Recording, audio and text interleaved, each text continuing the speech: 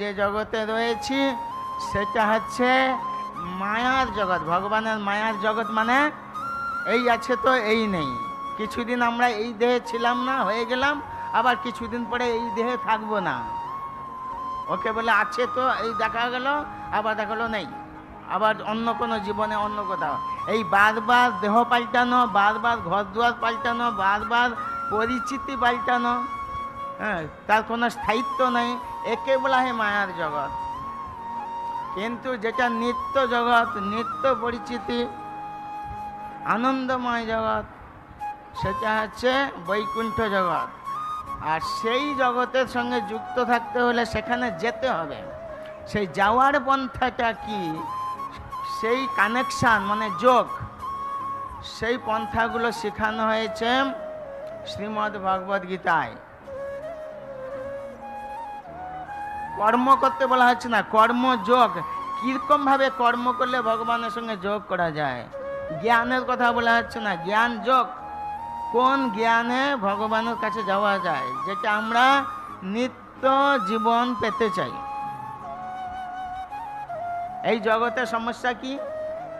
গীতায় ভগবান কৃষ্ণ বলছেন, এখানে জন্ম মৃত্যু জরা ব্যাধি। জন্ম যন্ত্রণা, কে জন্মাতে চায়? ব্যাধি যন্ত্রণা আছে, কে ব্যাধিগ্রস্ত হতে চায়? আর বুড়ো হওয়া, বার্ধক্য যন্ত্রণা আর মৃত্যু যন্ত্রণা, কে এগুলো পেতে চায়? কিন্তু এই জগতে এগুলো থাকবে।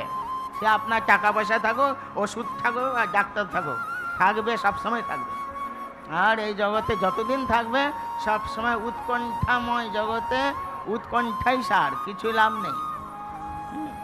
কিন্তু ভগবান যেখানে যাওয়ার কথা বলছেন সেটা হচ্ছে বৈকুণ্ঠ জগৎ, যেটা সমগ্র জগতের এক ভাগ হচ্ছে অনন্ত কোটি ব্রহ্মাণ্ড জগৎ, আর বাদ বাকি 3 ভাগ হচ্ছে অনন্ত কোটি বৈকুণ্ঠ জগৎ।